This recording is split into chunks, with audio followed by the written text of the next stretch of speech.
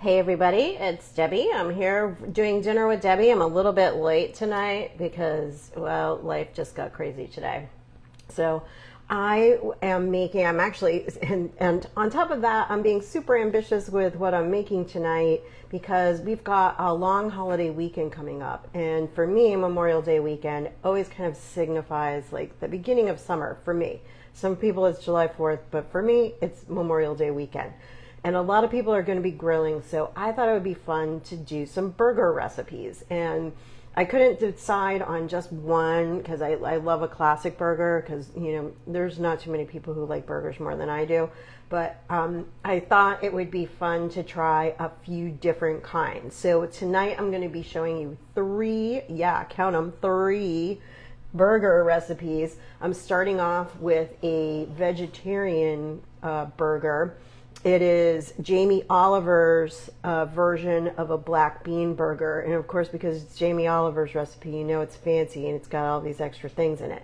But I'm starting off with that one. And then I'm going to move on to a turkey burger because not everybody wants to eat beef. But this one's stuffed with cheddar and I really like it. It's really yummy. And then I'm going to finish off with a classic kind of smash burger because that is, the smash burger seems to be like what people are wanting to do. And they're very easy to do. So I'm going to start off with the black bean burger. And there's a few ingredients to this, of course. We've got some red onions. We've got some mixed fresh mushrooms and some rye bread. And I did some of this beforehand, but with the rye bread, I made this into breadcrumbs by putting it in the food processor and getting that all chopped up.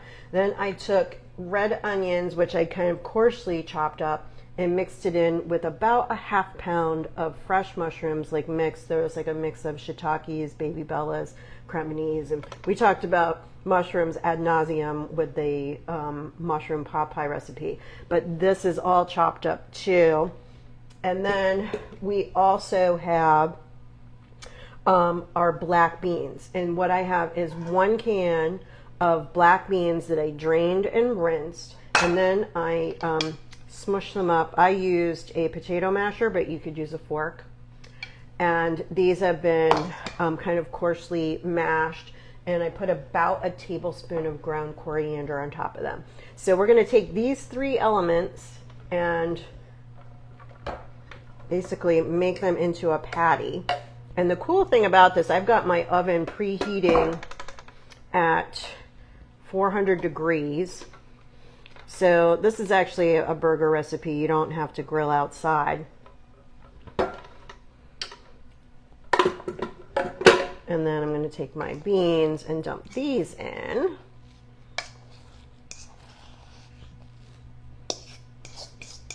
And I find the best way to mix these bad boys up is just use your hands. And I did wash my hands, just so you know.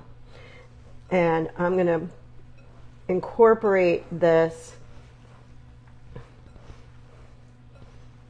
And these are seedless rye, just so you're wondering. And the bread, this kind of makes it not gluten-free. I know a lot of people like to be gluten-free.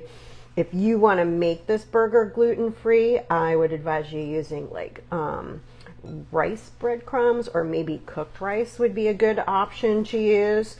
Just have some cooked rice on hand because you really need something to kind of bind this together.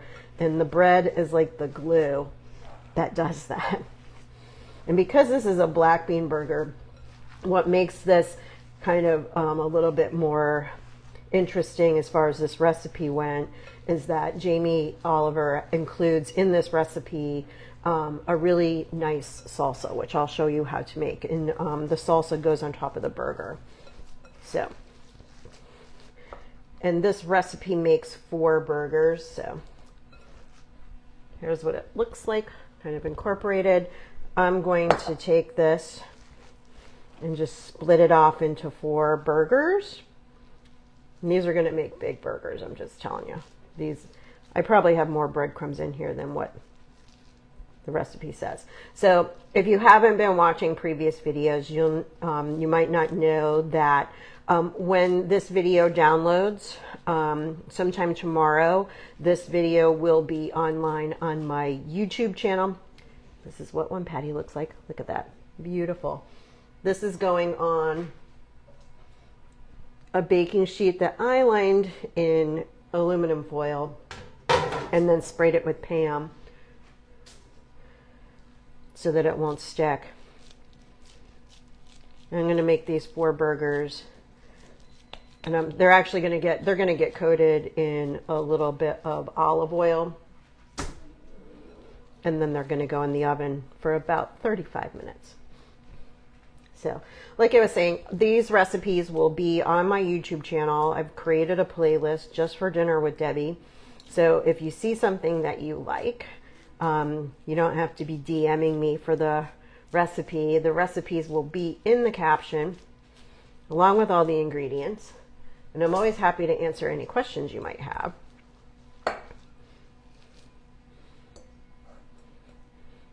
But I am going to probably have to step aside for a second so I can wash my hands. That's the one thing with making burgers. You can't help but get your hands dirty. But that's part of the fun. All right, awesome. I'm going to take this to the sink and wash my hands.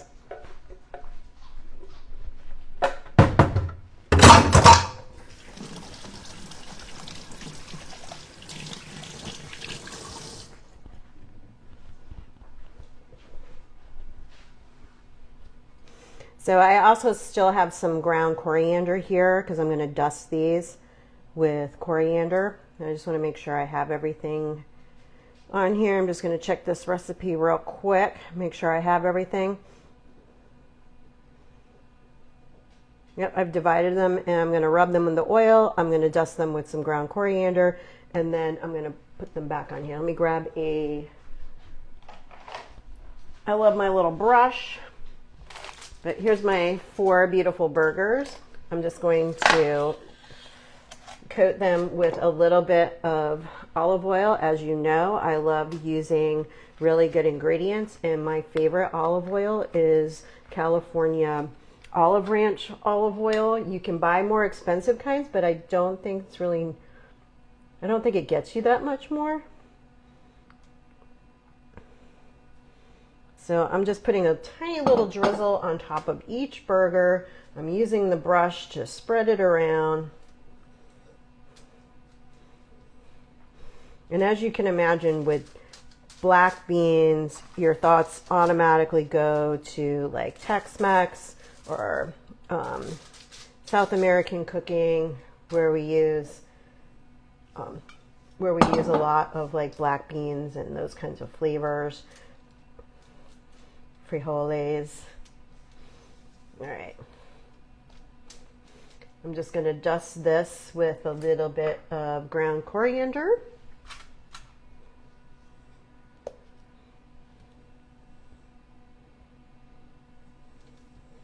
There we go. This just happens to be organic coriander, but it's just because that's what they had at the store.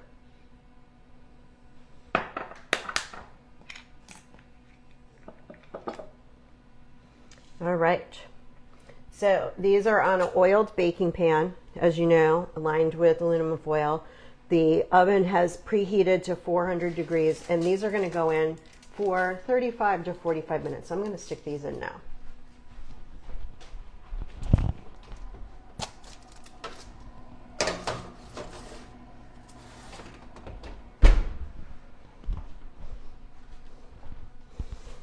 Okay, so that's one burger already going. So let me tell you a little bit about the salsa that's going to go on top of these, because we can make that now, and I've already prepped it a little bit.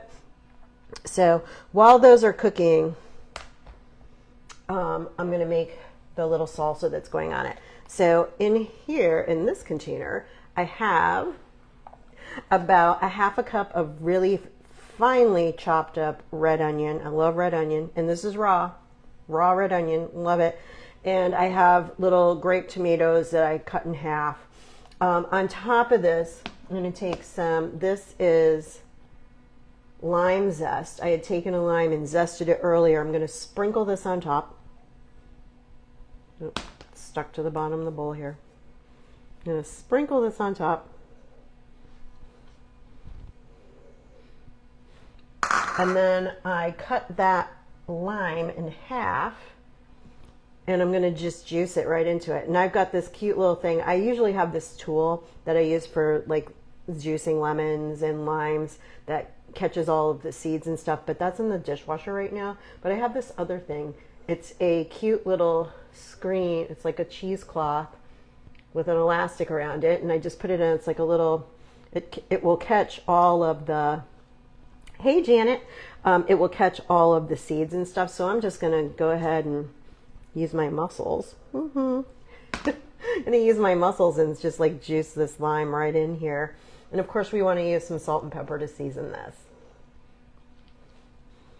So yeah, boy, this really smells good. It's too bad you guys aren't here. Hey Skip, I hope you guys make this weekend because it's gonna taste really good. And, you know, I was thinking, I was like, I'm going to have all these burgers at my house, and there's only 2 of us here. But luckily, once the burgers are made, I can freeze them. So Mark and I will be enjoying 3 different kinds of burgers tonight, but we'll put the rest in the freezer, unless somebody wants to come over and have burgers with us. All right, so I'm just like mixing this up. Smells really good. That's going to taste delicious on top of those black bean burgers. Okay. So, the other things that I've prepared to go on top of this, just so you can see it, is some mango. I took some mango and sliced it really thinly, and avocado and sliced that really thinly. So you can tell these are really strong Mexican food type flavors that are going to be on top of this black bean burger. And I don't think you're going to miss the meat at all. And I've also shredded up about 2 ounces of cheddar cheese. So when those come out of the oven, we'll put the cheddar on, put the salsa on, or you can even have the salsa on the side, and then top it with the sliced mango and avocado. And I think that's going to be great. So I'm using the same buns for all of these. All of these recipes called for like different buns, and you know, I don't have room in my life for 5,000 different kinds of carbohydrate bread products. So I am actually just using, this is our favorite bread, and they make a hamburger bun. This is Dave's Killer Bread hamburger buns, and this is the 21 whole grains. We love this bread. I have to admit, it's not cheap. I have to tell you, it's like ridiculously expensive for bread, but it's really, really good, and it's really good for you. It doesn't have anything bad. It has all the good things, and it's actually a carb that I can feel good about eating. So those are going to be the buns that I will use. But hey, I think that a sesame seed bun would be great. A potato roll would be great with this bean burger. So, and since we're having burgers, everyone always wants to know, what am I drinking? Well, I'm going for red. Janet, red for you. I'm actually doing a Merlot because I feel like Merlot's been maligned. And I think that Merlot would be an excellent wine to have with a burger. And this particular Merlot is the Stone Tower 2020 Estate Merlot. Pulled that out of my cellar. And I think it's, Merlot is a little bit approachable. It's not heavy tannins. I think it's going to taste really good with a burger. And of course you could crack open a beer if you want to. It's good. All right, so we're going to move on to our next burger, which is the turkey burger. So let me grab that set of stuff.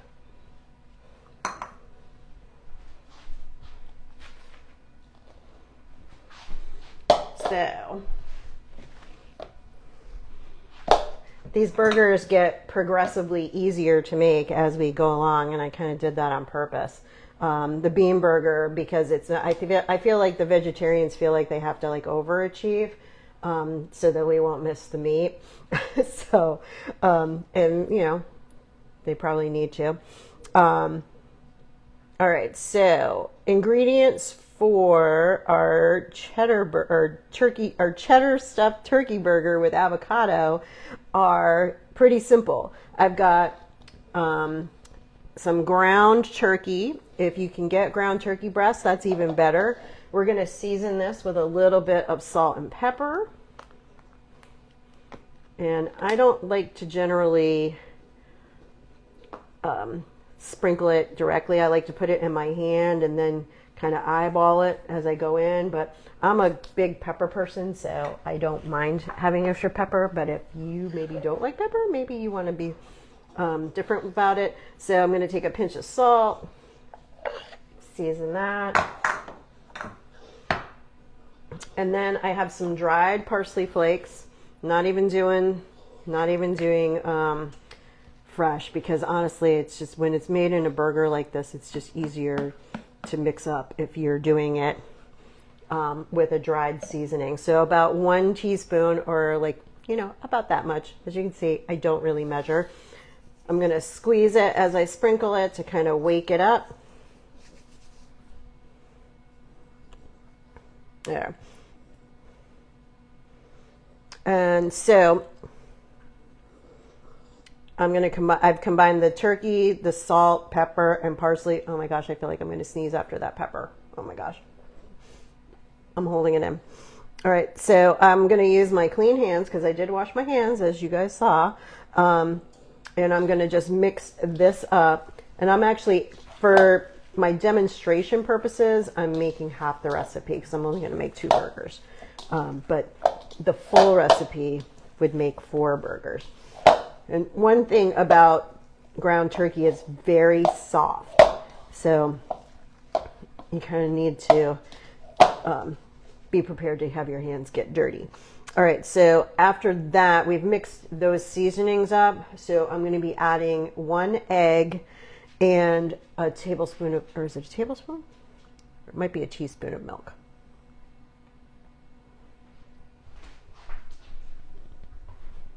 So here's my egg. It said to lightly beat it, but that'd be like dirtying a whole nother dish, and I'm not doing that. So I'm just gonna do it here. Yeah, and it's a tablespoon of milk,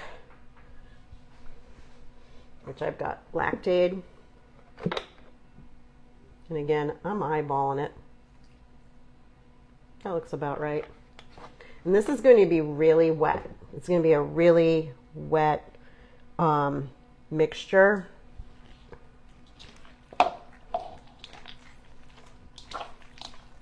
It's very wet. So the egg in this case is what's holding this burger together. We don't have, so it will be gluten-free. This will be a gluten-free burger because there's no bread in it. But the egg is the binder.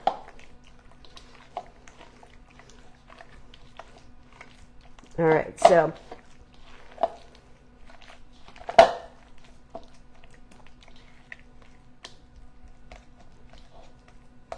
and you could probably also use egg substitute for this. So I'm going to grab this. I'm actually going to need to wash my hands because they're just really sloppy. So hold on.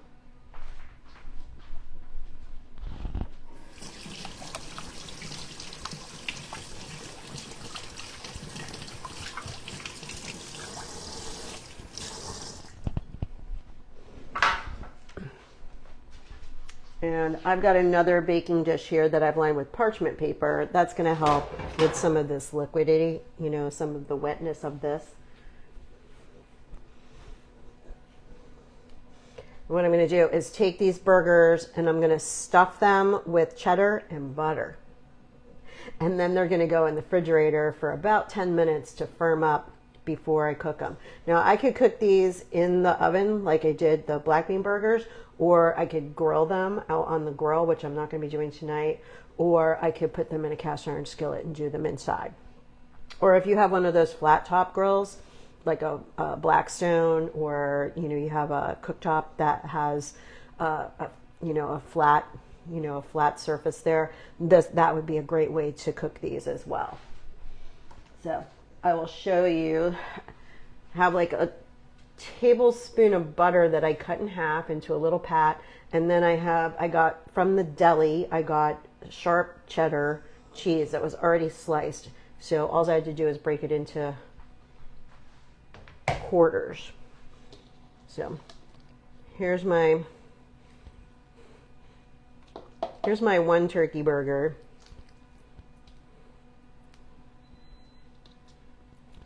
Maybe I should have used a smaller egg. I think egg substitute would also work really well in this. So I'm kind of just making it like into a huge meatball.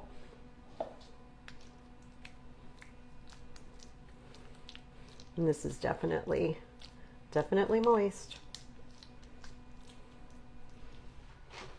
So the thing when you're making turkey burgers, or really anything with turkey, I'm washing my hands again. Really anything with turkey's kind of bland. So you really have to put spices in it to make it taste good. Otherwise it's just going to be like yuck. It won't be entertaining at all to eat. So I've got my 2 large turkey meatballs that I'm now going to turn into turkey burgers. So I'm going to take 2/4 of my cheddar cheese slice and my little pat of butter, and that's going to go, I'm going to shove it, let me see if I can see this. I'm going to shove it right into the center here, and then I'm going to pick it up and shape it and cover all of this with the meat. So I'll need 2 hands for that. So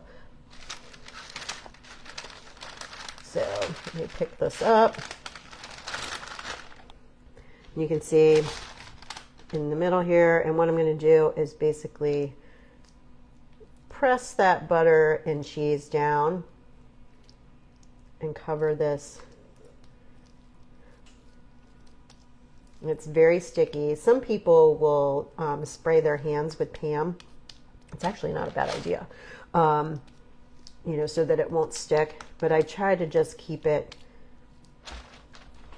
patting it. So let me do the other one now. I'm going to cover this up.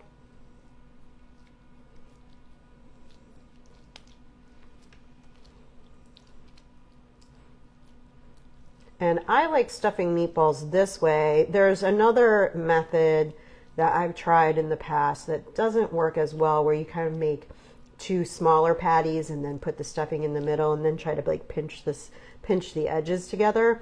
But I find that those leak when you cook them and all the filling comes out, which kind of defeats the purpose of having a stuffed burger. So, all right, so got these 2 burgers are put together. I'm going to need to wash my hands again so that I can put this into the fridge.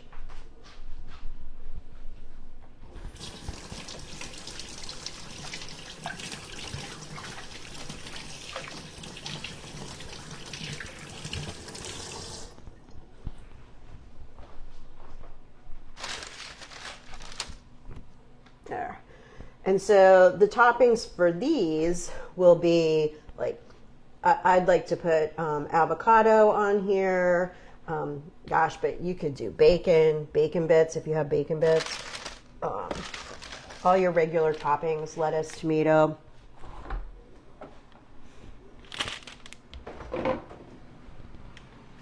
So, and while those go in there, I'm going to pull out what I had in here for our last burger, which is the classic American smash burger. So what I have here for the smash burgers, if you're familiar what a smash burger is like, it's literally like what the name sounds like. You're smashing it. And they're usually smaller, like slider size. And because they're thinner, they get a little bit crispier.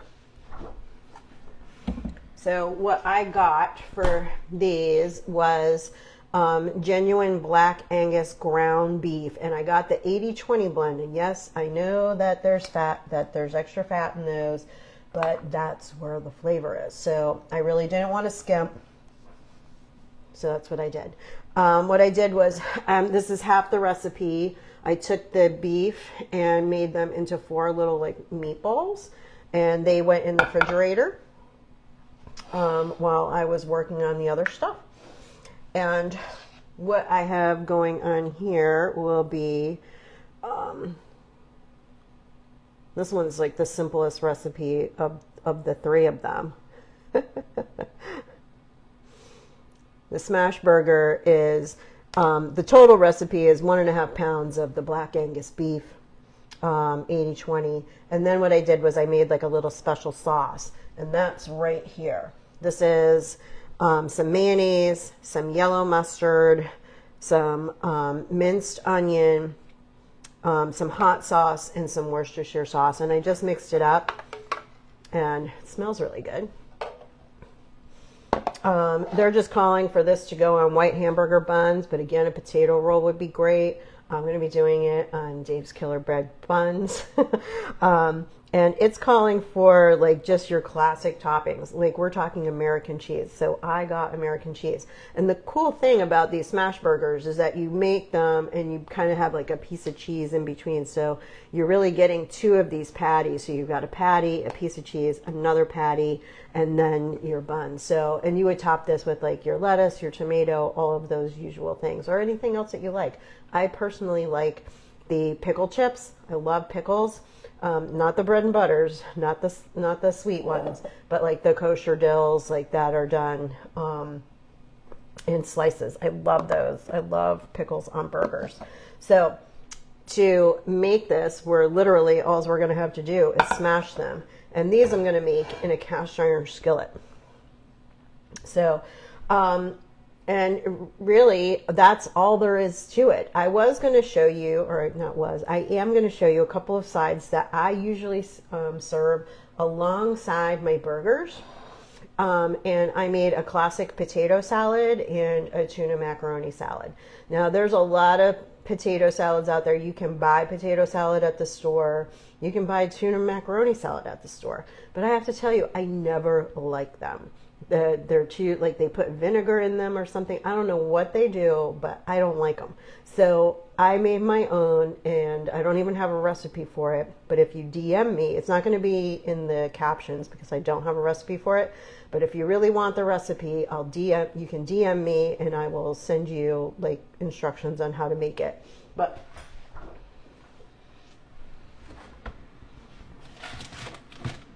so I have them in the fridge. So I'll just give you a little preview. So I think I'm going to show you the potato salad because honestly the tuna macaroni salad is pretty self-explanatory. The most important thing is that you use albacore tuna, that you use a good mayonnaise. I only use Hellmann's, and that I don't go crazy with whatever else I put in there. It's basically just chopped up celery and chopped up onions, and then I like to mix it up when it's warm, and then the flavors really melt. This is my potato salad, and I use baking potatoes. That might be controversial, but I only like to use the baking potatoes because, for one thing, the starchiness of them kind of mixes with the mayonnaise and makes it more of a kind of more substantial like sauce. I don't do any vinegar. I don't like warm potato salad. I don't like, I guess this is just like really where I am like a true traditional. I only use Hellmann's mayonnaise. Sorry for you people from the South who only use Duke's. You use your Dukes, you do you, but I'm using Hellmann's, and time again, whenever I bring this potato salad to a barbecue, everybody, it's gone. because we don't want the fancy potato salad. We want the regular potato salad. We don't want any vinegar in it. We don't want any like truffles in it or whatever else that people put in it. Or like, I have occasionally ventured on and made potato salad with like a red skin potato or the yellow skin potatoes, like the Yukon Golds. But that's a waxy type potato, and it's just a different, it just has a different texture to it. It's okay, but I still like the regular baking potato, the russet potato, and a potato salad. Now, I was really hankering for some potato salad last week, so I bought some from a deli out by where I ride my horse. And I have to say, it was probably one of the worst potato salads I ever had. And I'm not going to say where I got it from, but like the potatoes weren't cooked. It was like raw potatoes. I don't know what happened, but that wasn't good. Make sure your potatoes are boiled, and definitely use the russet, and definitely use almonds. So there you have it, Dinner with Debbie. When the video comes out with the captions, you'll have the recipes. I'm going to include pictures of the finished products, because I don't think you really want to sit here and watch me actually like fry them. Like the actual frying is the easy part. So it's really the toppings and using great ingredients. So hey, you guys have a great night, and frankly, I can't wait to eat dinner. It's late. I'll talk to you later.